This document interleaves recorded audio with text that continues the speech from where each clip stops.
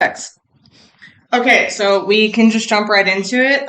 So I have to always do the spiel. We do not represent any fellowship that practices the 12 steps. We are just speaking about our opinions, going through the book, and getting a better understanding of it, having conversations. Cannot stress enough, we are not representatives of any of the A's of the anonymouses. Right? Right. Gang. Yikes. Okay. On XXX. Let's do it. We just talked about the supreme sacrifice, which meant what did we learn? Yeah, they'd rather kill themselves and continue to fight because it's so baffling that they cannot fucking stop.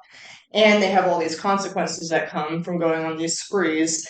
That's easier to just give up and keep going, especially back then when there was virtually no solution. We had Carl Jung trying, we had people like Silkworth trying, but barely. Yeah, it does look. We're giving you credit, okay? Yeah. You tried, okay? But you even said you didn't do too great. So it says the classification of alcoholics seems most difficult, and in much detail is outside of our scope of this book. There are, of course, the psychopaths who are emotionally unstable. We're all familiar with this type. They're always going on the wagon for keeps. They are over remorseful and making many resolutions, but never a decision. There is a type of man who is unwilling to admit that he cannot drink. He plans various ways of drinking. He changes his brand or his environment. There's a type who always believes that after being entirely free from alcohol for a period of time, they can take a drink without danger. There is a manic depressive type who is perhaps the least understood by his friends and about whom a whole chapter could be written. Then there are types entirely normal in every respect except in the effect alcohol has. They're often able, intelligent, friendly people. What would y'all say, reading through those different, what's the word I'm looking for? What did it say? Classification of alcoholics. What do you think would be yours? Manic. Manic? Okay. For a long time, I thought I was the kind that, after a period of time, could take a drink, and then I kind of got into the manic type. Fair. It's like the types that except when they drink. Yeah. I would say that I have changed. I think back in the day, maybe the entirely normal. But when I relapsed after some time of sobriety, I was really thinking I could drink for a week. So, which one's that one? Psychopath? No. I was going on the wagon. Being entirely free from alcohol for a period. You can take a drink without danger. I mean, I knew I was going to take a drink and get drunk, but I was delusional in thinking that I could drink for a week. Yeah. I think that, like, I fluctuated through all of them throughout my entire addiction and alcoholism. I, as an opiate addict and a junkyard, anything that's in your pocket, I'm gonna fucking do it, right? But specifically as an opiate addict, I detoxed myself cold turkey since I was 15, literally dozens of times. Right, my parents didn't know. I'm in my bed. I am just, if you've been through it, then you know what it's like. I'm just legitimately dying, right? And I'm going on the wagon for keeps. I burn my needles. I throw everything away. I stitch on myself. I remember telling my dad, I was like, if I'm wearing long sleeves in hot weather, or if my pupils are this tiny, I'm doing drugs. Please do something. And I'm like, why would I say that? I'm so stupid. I'm always fucking snitching on myself because I always was going on the wagon for keeps. I didn't want to keep doing it. And then it would progress, right? And then I'm like I've always been the emotionally unstable one. I'm always the fucking psychopath. I'm always the fucking manic depressive one. I'm always crying in every corner that you can find. Or like fucking bowing up to people, and I'm tough, but really I'm just like crippling depression and anxiety, and mental obsession. And many resolutions, but never a decision. Overly remorseful.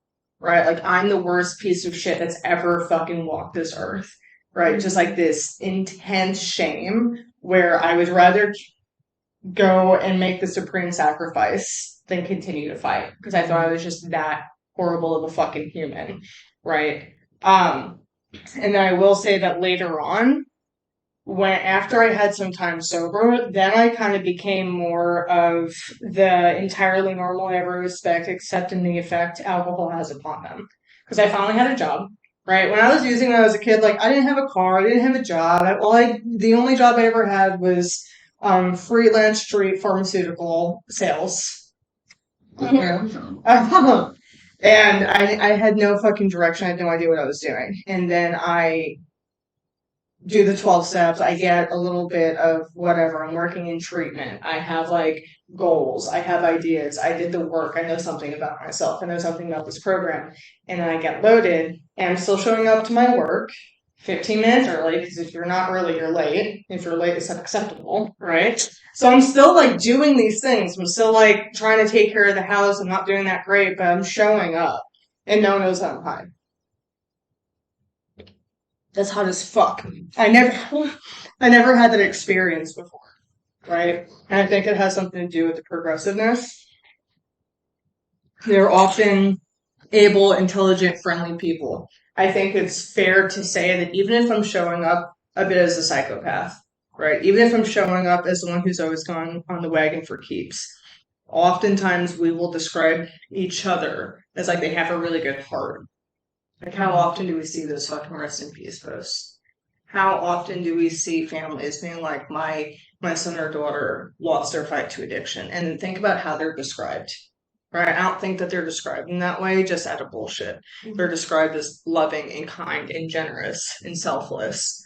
Obviously, they were selfish. We all are. And they were able to show up selflessly, right? And again, just to like keep going back to what we've been talking as because we're not these fucking piece of shit humans. You don't use and you don't drink because you're a piece of shit. If no one's told you that yet, I will always be the one to fucking tell you that. You're not a bad person, right? You're fucking sick. There's a difference. And the first time that I really got that and like I actually understood step one, I just, again, just bawling, right? Because I was still a best case. But thinking I'll be able to just like take one, drink for a week, use for 2 days so I don't get physically addicted, that never fucking worked, right? All these and many others have one symptom in common. They cannot start drinking without developing the phenomenon of craving. This phenomenon, as we have suggested, may be the manifestation of an allergy which differentiates these people and sets them apart as a distinct entity. It has never been, by any treatment with which we are familiar, permanently eradicated. The only relief we have to suggest is entire abstinence. This immediately precipitates us into a seething cauldron of debate. Much has been written pro and con, but among physicians, the general opinion seems to be that most chronic alcoholics are doomed. Right? So, the one thing that everyone has in common in this room is a phenomenon of craving. As soon as I put into my body, I have little to no control over the amount that I take. Right? Does that mean that normies don't go on sprees? No. They get fucked up all the time and drink more than they should have, right? The difference is we do it consistently to excess and regardless of the consequences. Right? I've had a lot of people ask, like, can you have the mental obsession without having the allergy? Or have the allergy without having the obsession? And my answer to that is I don't know, but who fucking cares? Because if I have one without the other, then I'm fine. You know what I mean? If I'm clear, like, oh, because there are people that are like, when I drink, I get really fucked up, so they just don't drink. They don't have to work the steps. They don't have to go and make amends. They don't have to write inventory. They don't have to, like, pray, meditate, do all this bullshit that we have to do. And then they just don't drink. And then they look at us, and they're like, well, like we said, I was an addict for 10 years. Now I'm not. What's your fucking problem? And I'm like, okay. Fuck off. It happens all the time because there are a lot of hard users. It's not just alcohol. There's a lot of hard users and a lot of hard drinkers that look like us, but given sufficient reason to stop, they did. And that's why having those people in the rooms who've never done a lick of step work makes it really hard, right? Because what do? They sit in there and they yell at us to keep coming back and just do it one day at a time. And when you really want to drink, take your 24-hour chip and put it under your tongue, and if it melts, then you can drink. What the fuck kind of shit is that? Like, that's not people! Yeah. You never heard that? Well, it's funny that Stick around, do it. it's funny in a lot of places. Bars will actually, if you come in with a desired chip for one of your chips, they'll give you a free drink for your chips. I tried I tried paying with my chip. Didn't work. Oh, when you came in the other day? Yeah, we had a little stack. It didn't. It wasn't for alcohol. No. She had her chips. I'm like, no. And they were all different colors though, so that's nice. It wasn't just a set of 24-hour chips. We actually put all of ours together. Nice. Yeah, that makes sense actually. Right. Cheapskates. Well, and that's the thing, dude. And then because the understanding of what this disease is not like. Has anyone who in here has gotten sober before besides being in this specific town that we're in? For how long? That's the question. Okay, let me rephrase the question. Who has attempted to go to 12-step fellowships before coming to this town or outside of this town? Just in rehab. Yeah. Yeah. So when y'all gotta understand that being in this town, it's the information that you get is a privilege, right? Like a lot of times we sit in here and we go to treatment centers and we like tell these stories of all these like wild fucking things that people say, and they're like, "What? I've never heard that." I'm like, "Yeah, because you're here. Your sobriety was born and bred here. I've been to those fucking meetings. They exist." I'll never forget, I was teaching a step 1 group and at a treatment center, and there was only like 4 women in there because everyone else went on an outing. I'm like, fuck it, let's do step 1. And this one lady was in there. She was older than me and she'd been around the rooms for years at this point, right? And I don't remember exactly what the context was, but I'm on the whiteboard and I turned around, I was like, you've been sober before, right? And she was like, yeah. I was like, how long did you have sober? She was like, 4 years. I was like, what step did you get to? And she said, step 4. I turned around so slowly. And I said, what? She's like, yeah, step 4. I was like, why? So, because my sponsor wouldn't let me go any further than that. And I said, okay, why? Ooh, yeah, right, bullshit. Yeah. Right? It's a fact. And I was like, why? And she said, I wasn't ready. I didn't have enough emotional sobriety or whatever. I was like, guys, I started bawling. That's a character defect there in itself. For the sponsor? No, for her to be like, oh, well, my sponsor wouldn't. Bitch, if you want to get through step 4. No, dude. I disagree. And here's why. Okay. Because she's going to these meetings, right? Yeah. And in these meetings, everyone has like 25 years sober. Yeah. And they're telling her every day, you're not ready to do the work. And she doesn't know what the fuck she's doing with someone. Hi! It's this one we looked at. Hi, Angel. Come on in. We're recording in this area, so if you don't want to be in it, be over there. Yeah. Sit. Right, so she's going. She doesn't know any fucking better, so she's taking direction. She's willing. And all these people with 25 years sober hasn't drank 25 fucking years and never did a fucking step. What does that tell me? Right. They're not fucking one of us, right? So she's in a room with a bunch of hard fucking drinkers, and she is desperate for help. She's going to fucking 3 meetings a day, because that's what they're telling her to do. And then she goes and she gets drunk, and she comes back, and what do they tell her? Didn't want it enough. You didn't want it enough. And that's what fucking breaks my heart. You didn't fucking want it enough. If wanting to stay sober kept me sober, fuck you people. Why am I sitting here doing this? You know what I mean? Like, I am naturally selfish. I am naturally pretty mean. I thought I was kind, but I'm only kind if I think you deserve it. You know what I mean? Like, compassion with conditions all fucking day, right? And we still do that. I'm like, I'm super kind as I'm dragging people's fucking names. I'm being mean as shit. I'm like, well, she doesn't deserve that, clearly, right? But I'm fucking mean. I'm not selfless the way that I need to be. I'm not all these things. Why would I do these things if I don't have to? Right? So she's sitting in a room full of hard drinkers that keep telling her that it's her fault that she's relapsing. When she is asking them for direction, they refuse to give it to her. Right? And it's not that they refuse. I'm not trying to fucking bash these people. I don't know. I'm sure they're fucking well-meaning. They don't fucking know any better than themselves. It's a trickle-down effect, right? It's just the norm of like what's going on there, you know, Right. where it hasn't evolved past that, and it shows how important the unity of this is. 100%. Fucking broke my heart, dude. Yeah. I've had sponsees. I'm like, here, write a 4-step, right? And they write a little 4-step. We sit down to read a 5th-step. And for some of the worst resentments they have, right? Like some of the most like traumatic resentments they have, there's no 4th column.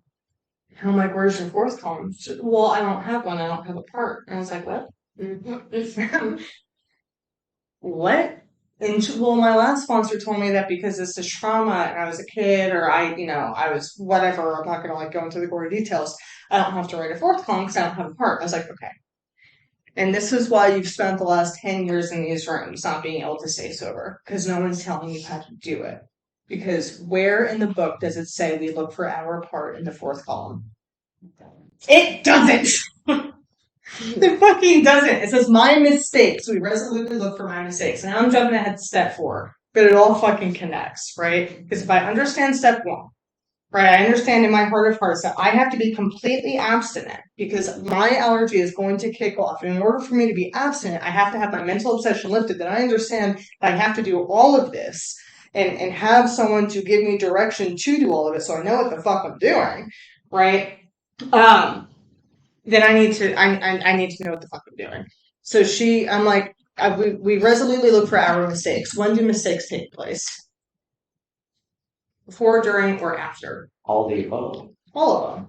Before, during, and or after. Let me rephrase that, right? So when I always, we'll go into it when we get to step 4 more, but when I do it on like a parent that was an alcoholic when I was a small child, I'm not going to write down like, I cried when he was drunk. You know what I mean? Like, I'm not going to write down what I did when I was 6 or 8. Because you're right, I had no part in him being an asshole.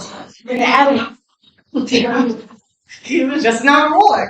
My mistakes, right? My selfishness was believing that I, as an adult, growing up, continuing to believe that I was the reason why he was an alcoholic. Does selfish mean that you're being a bad fucking person? No. It means I'm disconnecting myself from everyone else and believing that I have power that I don't. Right? I guess I was explaining that wrong too then. Okay. You know A what lot I of mean? people explain the 4th column Because it wrong. was explained to me by my sponsor, like your part, and I was extremely confused. Yeah. Like your part in it. Like Yeah, I had that did- problem too, because on one of mine, the 4th-step was physically being abused from the time I was 3 until I was 7 by my legal father. My part was nothing in that. Nothing. Not a damn thing. My mistakes were later on.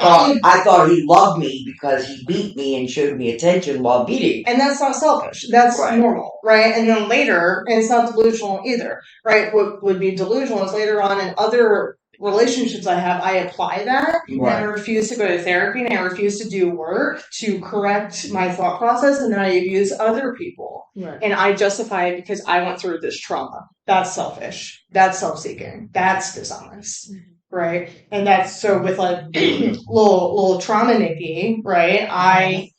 I believe that the reason why I'm a drug addict is because of him. No, it's not. Like we talked about before, if I understand step 1, I understand that trauma and the things I've gone through aren't why I'm a drug addict. They can help me progress faster. Mm-hmm. It might have been the reason why I started, but other people went through what I went through and they don't fucking shoot dope. Right. And they don't drink themselves to oblivion. Right? They go to therapy and then they're fine. I don't. Mm-hmm. My brain's different, right? And this is where the seething cauldron of debate comes in, right? And this is also why we say that we become recovered not recovering for the rest of our lives, right? And not cured, even though in Dr. Bob Steiner he does describe himself as cured. But I think that's just kind of a thing of semantics. He also says craving instead of obsession, but that's a whole other thing. But we say that we're recovered and not cured because we always, always, always have the allergy. It doesn't go anywhere. Once upon a time, it's Christmas. We're making dessert for Christmas, and I use vanilla extract. And I really wasn't thinking anything of it. I was making this s'mores pinwheel thing. 10 out of 10 recommend. It's fucking fire. Okay, and it's like Rice Krispies, and you put what you call it? Graham crackers. Chocolate, thank you, melted chocolate. You spread it on there, and then you put fluff, and you spread it on there, and then you roll it, and you chop it, and it's fucking fire, right? So I was like, oh, I'm gonna make homemade fluff, right? So I make homemade fluff. I put a shit ton of vanilla extract. Literally wasn't thinking about it. I ate like 4 of them, and I shit you not, y'all, I'm dead sober. Like a year sober, I'm like, I really want to drink. Why do I want to Use drink? imitation vanilla. It was not imitation vanilla. It was straight extract with a lot of fucking alcohol in it. And I was very confused. Like, there was no cooking involved. It wasn't cooked out. I just, like, raw dog that vanilla extract. I wanted to drink. I didn't drink. But that's the thing, right? It's just because you don't go on a spree or a binge doesn't mean that the allergy didn't go off. Right? That's something I did not know. I thought that everyone, if they had a little bit to drink or they smoked a little bit or a little bit of dope, everyone had to fight the urge to go on a fucking bender. Apparently that's just not true. Did you know? Like when people are like, no, I'm gonna be in control. They mean it. I mean, I don't get that. Anyway, what is the solution? Perhaps I can best answer this by relating one of my experiences. About 1 year prior to this experience, a man was brought in to be treated for chronic alcoholism. He had but partially recovered from a gastric hemorrhage and seemed to be a case of pathological mental deterioration. He had lost everything worthwhile in life and was only living, one might say, to drink. He frankly admitted and believed that for him there was no hope. Following the elimination of alcohol, there was found to be no permanent brain injury. He accepted the plan outlined in this book. 1 year later, he called to see me, and I experienced a very strange sensation. I knew the man by name and partly recognized his features, but there all resemblance ended.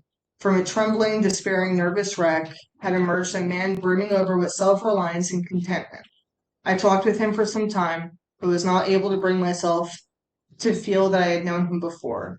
To me, he was a stranger, and so he left me. A long time passed with no return to alcohol. The first thing that always comes out to me in this is he was drinking. He was living, one might say, only to drink.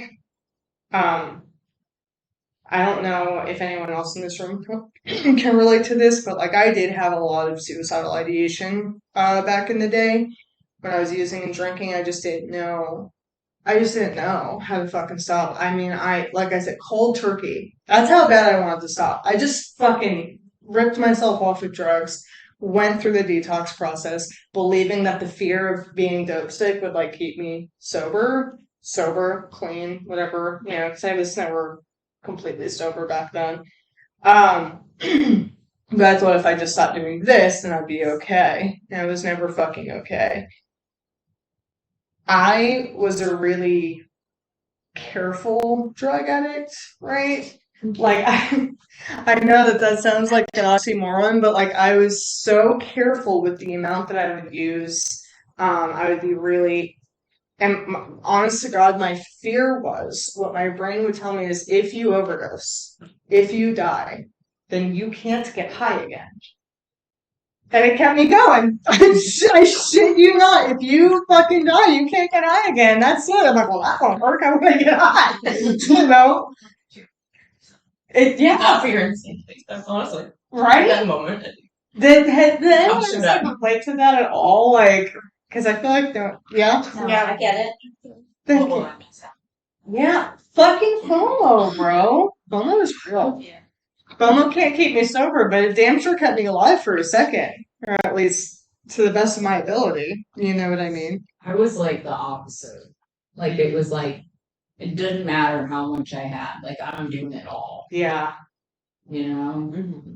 Yeah. There's No, no 100%. saving anything. There's no rationing. There's nothing. And there's just no control.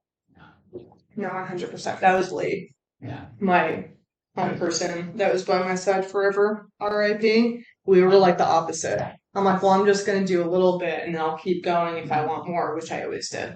Right. So I never had anything left either. She was like, you're a fucking idiot. No. And she would just balls to the wall. We were the same human, but like we are different people in this book. You know, it just shows up differently. And it's so funny how the dynamic typically balances out when we have like our using and drinking buddies, you know? Fucking wild. This guy, right, the way that he describes this guy, I love. A, because I've had this experience with people so many times. Between being in the rooms and working in treatment, I've seen so many people come in so broken, right? Just covered in blood and bruises, falling over, covered in snot, me. Just like crying their eyes out. Do what? Psychotic breaks. Hotting breaks? Psychotic breaks. It's like hotting breaks. Psychotic breaks, right? Fucking their clothes are fucking nuts, they're dirty, or they look completely put together and they're just empty. Oh god, we've seen them how many fucking times, and it's just like, and they're like, everything's fine. It's not. It's not fine. You're not fine, right? Anytime I've seen anyone in early sobriety not have at least one breakdown, I'm like, I'm nervous for you because this isn't real. You know what I mean? Once you can like hit that authenticity and like let it out, like that, oof, that's something different, right? But the amount of people that I've gotten to see that I legitimately don't recognize anymore is so fucking cool. And now they have a year sober, several years sober. It's a real thing. And then the other part of that too is I have how many? I have literally, guys, on my Facebook, I have thousands and thousands and thousands of pictures from 15 years old to now, right? And I very much so hold with the promise in the book, you will not regret your past nor wish to shut the door on it. I'm like, I leave it up there. I ain't trying to delete anything. I want to see the progression because it's so interesting to me. And when I look at that fucking kid and I open up my old journals and I read what that fucking person wrote and hear the fucking just absolute fucking misery in her voice, and I think of who I am today, it is unrecognizable. You know what I mean? Like to put it together in my brain that it's the same person is really, really difficult for me. I have to bring it to therapy because it's a whole experience. I'm like, Jenny, how? She's like, you know, it is what it is. And my sponsor was like, oh, we gotta do some work with this, you know? But it's really fucking cool. Later on in the book, it says that like helping other people is like or frequent contacted newcomers is the bright spot of our lives, and it says it's an experience you don't want to miss. You must not miss. We are sure you won't want to miss it. Something like that. And that really is the thing, dude. And this is just a doctor, right? This is a guy who's not a drunk. This is a guy who hasn't gone through what we've gone through. So to be able to walk through what we've gone through and see these, specifically women, it's people in general, but I still very much believe that like the connection that we as women, no matter how masculine or whatever, can have with each other is special and it's unique. You know what I mean? Mm-hmm. So to see these women come in here and become brimming over with self-confidence and seeing them change the way that they talk, change the way that they help others, change the way that they perceive life is one of the absolute coolest fucking things that you will ever experience. To be able to sponsor a woman from like day 1 of sobriety or day 30 or whatever it is, and then X amount of months later be in an H&I with her, and you're both like carrying the message and excited about recovery, and then a few months later it's you her and her sponsee. Next thing you know, it's you, her sponsee, her sponsee, and her sponsee. You have your whole fucking lineage sitting here doing an H&I. It is the coolest shit you're ever gonna do. It's like those little Russian dolls, right? Where they just keep getting bigger and popping out. It's like you and your little sponsee. It's just like little gathering with fucking ducks. I don't know. It's badass. I love it. Yeah. Anyone got anything on this? Oh, I almost had it up. On the cured recovered thing. Yeah. I wrote like recovered contingent upon the maintenance of a spiritual experience. Cured contingent upon the maintenance of a spiritual experience. Whatever word you want to put in there. Okay. Yeah. Stable. Right. Able to function. Experience and helping other people and not sitting in the dubious luxury of self-pity. Which is my faves. I would love it. What does dubious mean? Skeptical, to be doubted. Yes. So, Yeah. not good. It's like it's a luxury, but like, is it? Whenever I heard the word dubious, I thought it was like ominous. Was my, but it's like no, it's doubtful that that's the truth. No, 100%.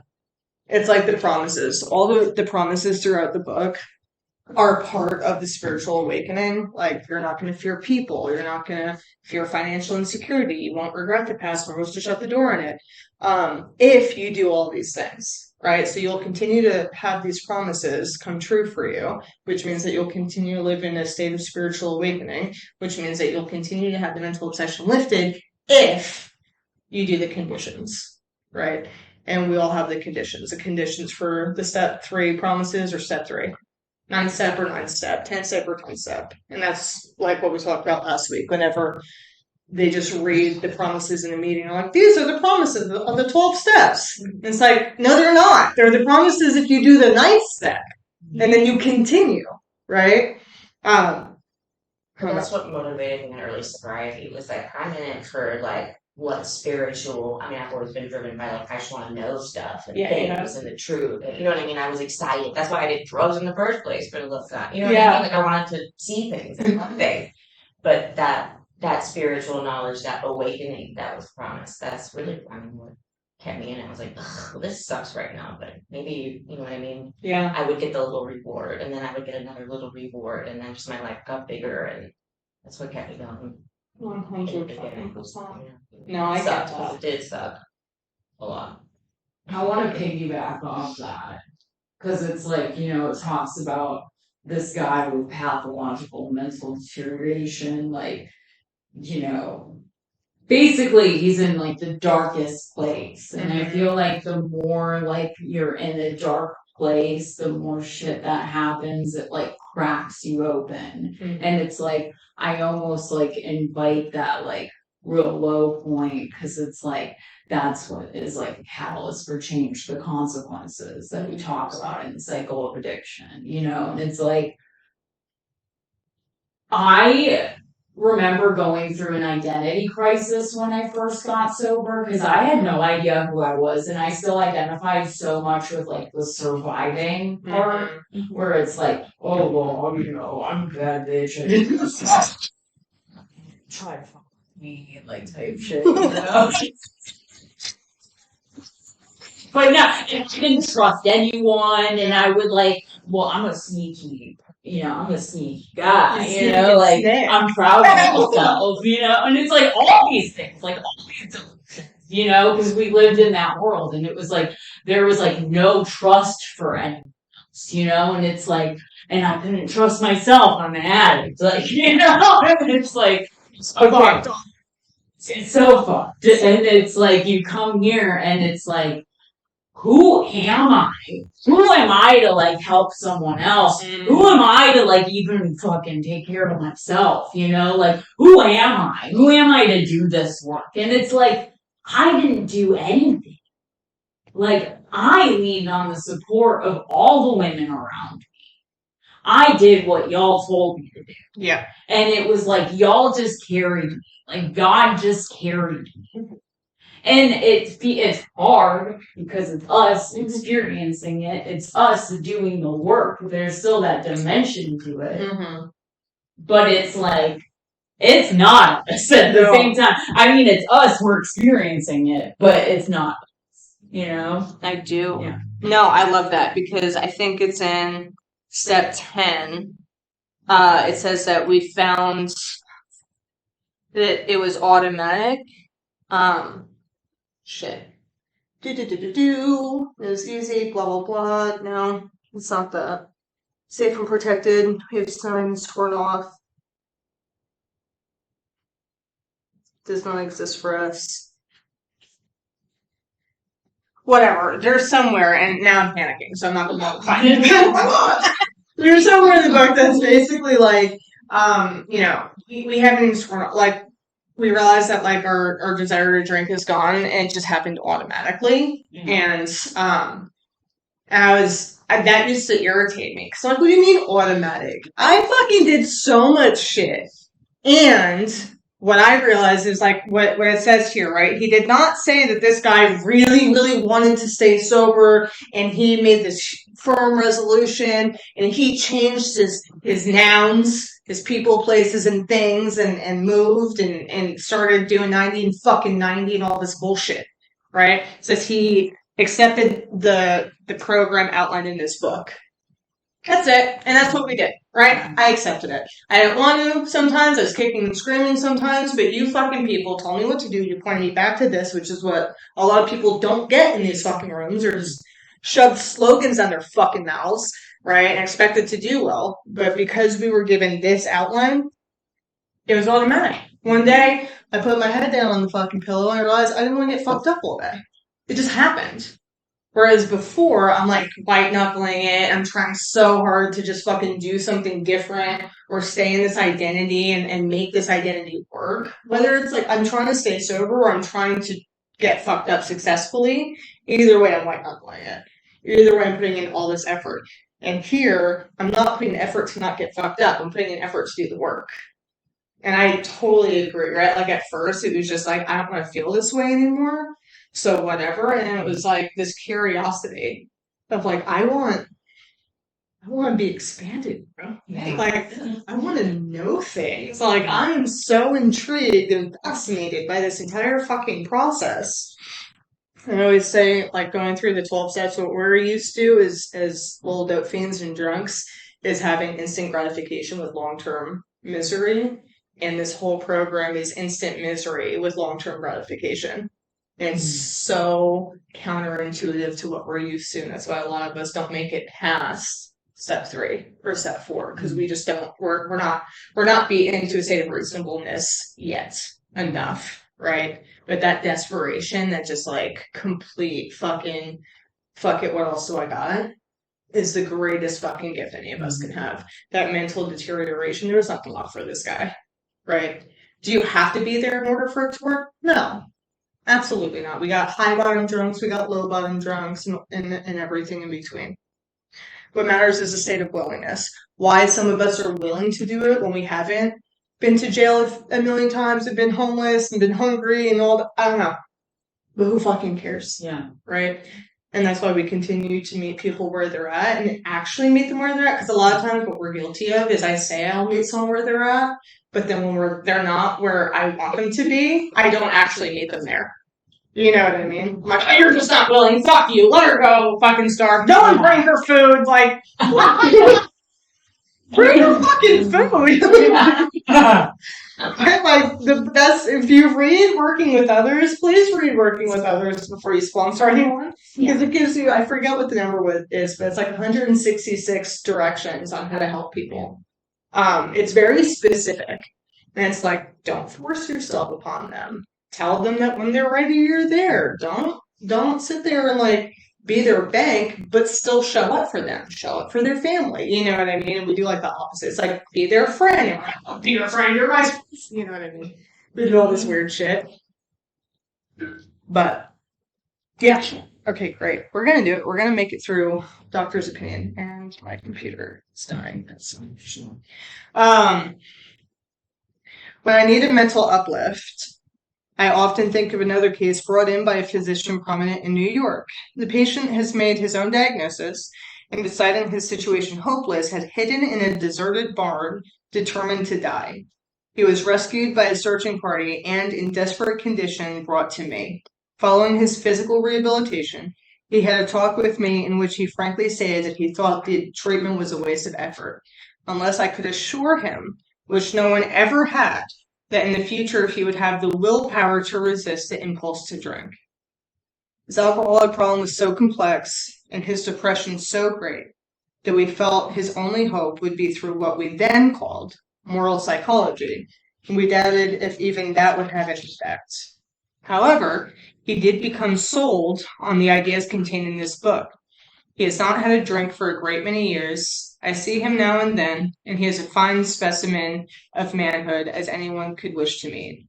I earnestly advise every alcoholic to read this book through, and though perhaps he came to scoff, he may remain to pray. So good. And this is kind of where I get caught up, right? Because it's like, as I've evolved in this program, I've said it before, right? Like, y'all think I get excited about this shit now? You should have met me in 2012. Literally.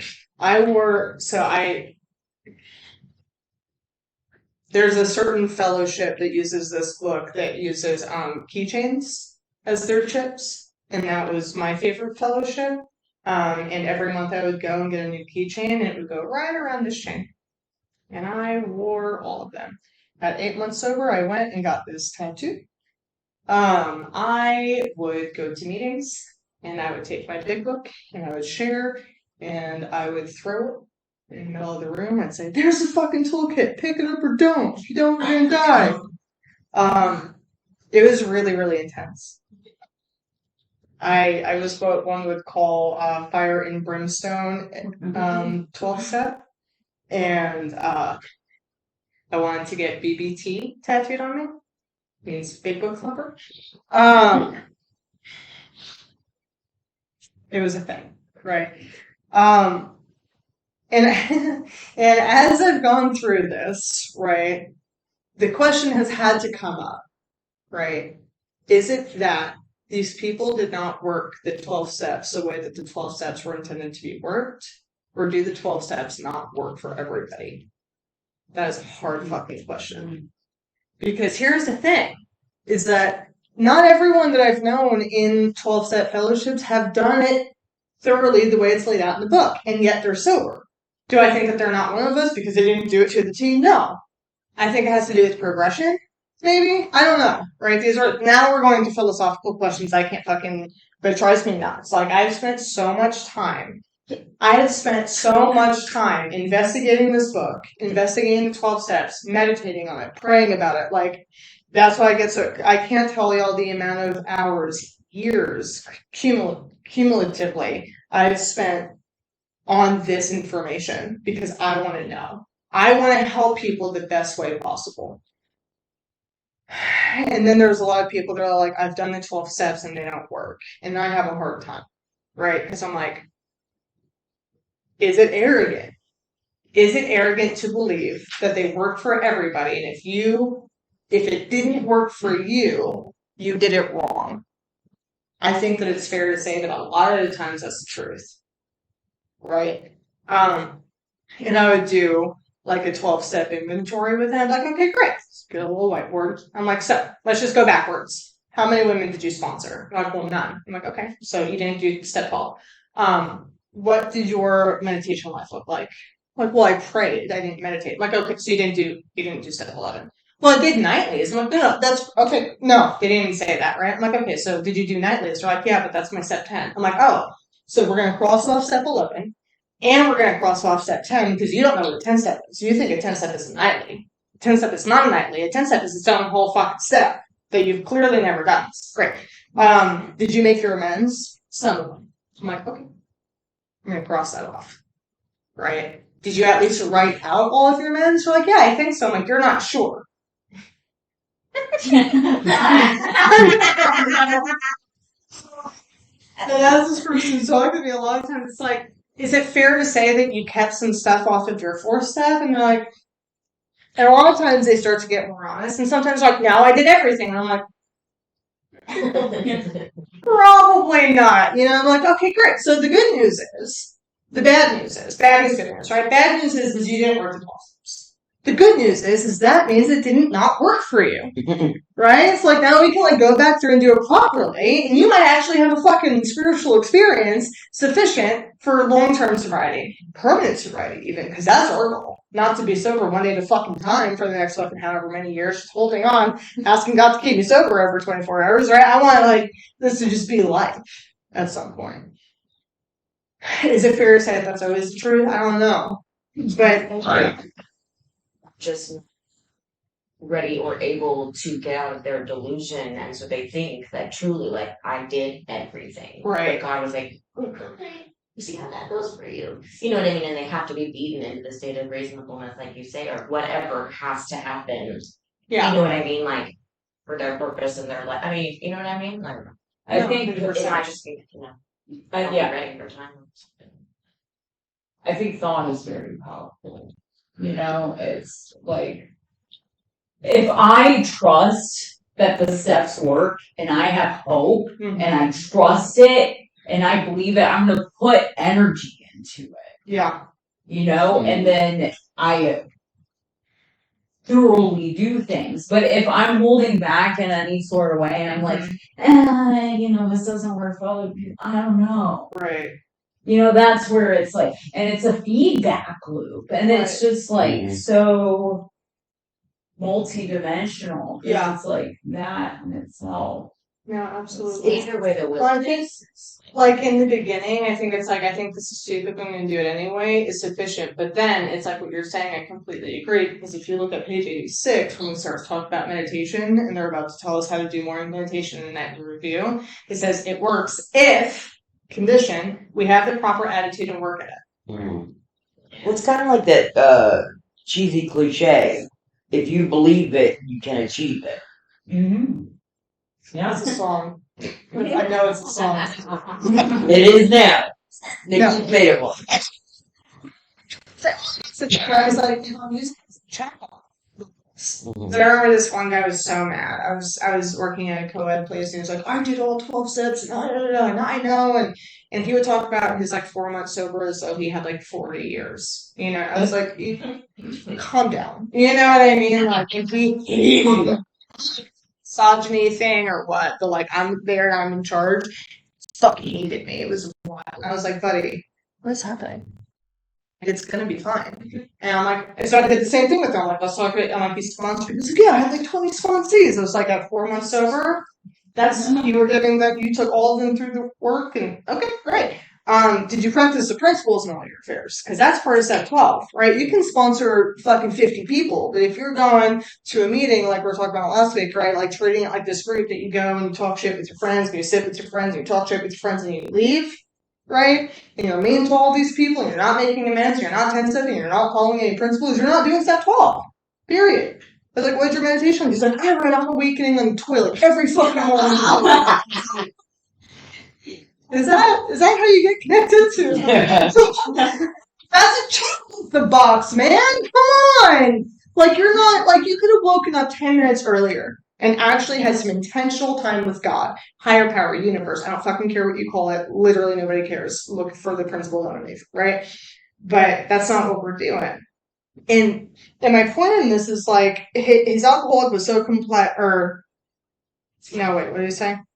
That he was not willing to waste the effort unless he could reassure him that, and no one ever has before, that in the future will have the willpower, like how they put that in quotes, because it's not about willpower, right? To resist the impulse to drink. And they're like, yes, it'll work. They doubted it.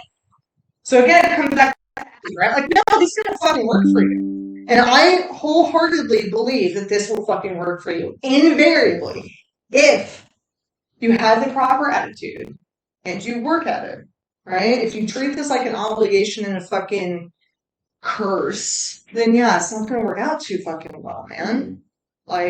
We got a second chance at fucking life here, and you're shitting on it. You know what I mean? You're sitting on your forceps for 4 months when you're actually given direction to get it done in this amount of time. It's no, I want to go, and I need to go to the movie. Yeah. So if you feel like you haven't had a spiritual experience at the end of doing the steps, is it fair to say that you should go through them again? Like just No. go. No. No. Don't. Here's why. Okay. My friend, I'm not going to say her name, but I will quote her a lot during this big book study thing that we're doing, because she just always has such good shit. But I had someone ask her, they're like, I just need to go through the work again. And she's got like 6 months sober. She's been through the work 4 times. Yeah. She's like, stop going through the work alcoholically. Stop it. Mhm. Do 10, 11, 12. Yeah. That's the maintenance steps, right? Like, yeah, go back through every so often, but if you're actively doing 10 and 11, you don't have to do a 4-step every 2 months. Right. Right? I have to do a fucking 4-step. I'm still fucking reading it. It's a whole fucking thing. Right? Because I haven't been 10-stepping. I haven't done a fucking nightly. Like, that's my job. I'm very clear why I have to go back through and look at it. And we're reading Dr. Bob's Nightmare in a different big book study that I'm doing. And we actually just finished it. But he talks about he didn't have the desire to drink lifted for the first 2.5 years. Oof. Right? I know. It's rough. I can't imagine. I know. But here's the thing, right? Because I was like, the question that I posed to the group was, did Dr. Bob have a spiritual awakening? Who fucking knows? I Like, believe he did. And not have the mental obsession with it. That's a hard question. Mhm. Right? Because that's what we promise. You have a spiritual awakening that the obsession will be lifted.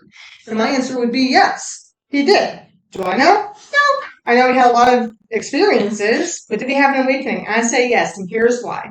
Because he said, unlike most of our crowd, I did not get over my craving for liquor much during the first 2.5 years of abstinence. It was always with me, but at no time have I been anywhere near yielding. That's not like me. That's not usually my experience. I used to get terribly upset when I saw my friends drink, and I knew I could not, but I schooled myself to believe that though I once had the same privilege, I had abused it so frightfully that it was withdrawn. That is a spiritual awakening. Mhm. It's a complete alteration of my outlook and attitude upon life. Because I'm going self-pity. Right? I'm like, this just isn't fair. I'm sad. I'm angry. Right? He's like, no, I did this. Right? Because then it says, so it doesn't behoove me to squawk about it, for after all, nobody had ever thrown me down and poured liquor down my throat. My reality was, I'm like, no, it's her fault. It's your fault. It's because I went through this sad thing. And if she just did this, and if they just did this, and I wouldn't get fucked up like this. He's like, no one made me do it. It's me. I did it. Mm. So what did he do? He helped thousands and thousands and thousands of people. And that's why, like in the rooms, when someone's going through some stuff, like, yes, please vent about it. Call your friend, talk about it. But more than anything, start calling people and say, hey, is there anything that I can do to be helpful to you? Because that's what we're going to have a difference. When you do a 10-step and you're fucking praying, you're calling someone to discuss what your resentful, selfish response, let's say it's just resentful, right? And then you get laced up a little bit and you get to see some truth. And then you go and you make amends for anyone that you harmed, right? This is all immediately. There's no writing shit down in this step. And then I feel like I'm missing something, but at the end of it, you resolutely turn your thoughts to someone you can help. You want to learn real fucking humility? Go help the person that pissed you off.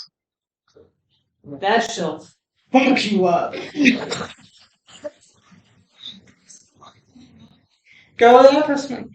You know what I mean? And it's not even like, you don't have to go and like fucking take them through the 12 steps. You know what I mean? But just like, see if there's any way you can be helpful, even if it's just going and being kind. Right? Like super fucking kind. Not overtly nice, because to me nice is like passive aggressive and like surface level. Be kind to them. And shit will fucking change. Right? You just have to be sold on the ideas contained in this book and be willing to do whatever someone tells you to do. Right? And shit, I do believe that, because I know I started with this like that philosophical question of like, does it always work? I don't know. And I have faith that it does. So if someone looks me in the eye and says, so you're telling me that if I do this, I'll never get loaded again? My answer is emphatically yes. A, you need that fucking hope.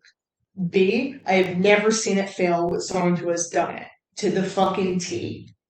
right? Who is taking direction, even if they're kicking and screaming, even if they're fucking doing it begrudgingly, you fucking walk around like this, like, I'm going to this fucking H9, I'm going to the fucking river, but fuck me, I guess, you know what I mean? Just fucking go do it, right? Show up with integrity, go do your fucking job. Even though you're pissed about it and you're tired and you don't feel like it, go and be there 10 minutes fucking early. Watch your fucking life change. Because is it the job that's keeping you sober? No, it's the integrity, which is part of the spiritual principles, which is step 12. So I believe we do 10, 11, and 12 from the jump. Right? I earnestly advise every alcoholic to read this book through. And though perhaps he came to scoff, he may remain to pray. I fucking love that one.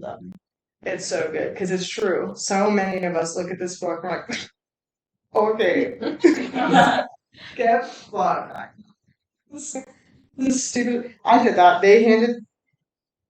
Stop it. I hope this is actually working. Who fucking knows? They handed me this book and I'm like, oh no, I'm not an alcoholic. I know I always talk about this, but I'm like, I'm not an alcoholic. I don't need this. And they're like, yes, you are. And yes, you do. And I'm like, no, actually, I'm a drug addict. So I need the other fellowship.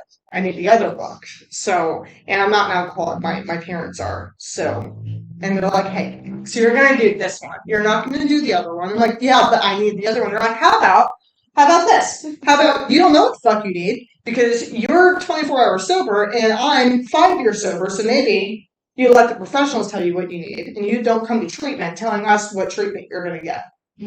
Maybe you just shut the fuck up and do what we tell you to do. I was like, okay, yes, ma'am. He's so much. Tell me what to do. Yeah. And they're absolutely right. You know, you're absolutely fucking right. And I'm not trying to dog the other fellowship at all. And I won't. That's not my gig. And this is the one. You know, this is the one for me. This is the only one. I've had people ask me, like, oh, well, I use the other book. Will you sponsor me through that? I said, no, I won't.